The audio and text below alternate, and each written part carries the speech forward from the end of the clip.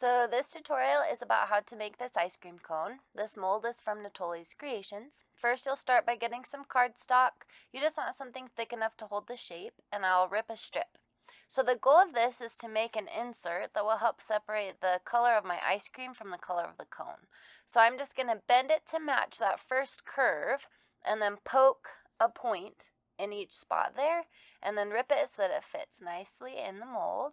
And then you'll just kind of have to go back and readjust it so that it fits in all of those spots. And it won't be perfect, but this mold is pretty forgiving. So once you get it close, then you're ready to add in your beads. For this, I chose to do a nice hot pink, and I'll post the colors in the description. And then I also chose to use glitter. So this is from Cozy Leopard. I just used pink and then added the neon beads on top of it. You want to make sure that paper insert stays in place so that the beads aren't moving around. And then you'll add in your brown color on the bottom. I like to do a light tan color, but you could also do a dark brown if you wanted as well.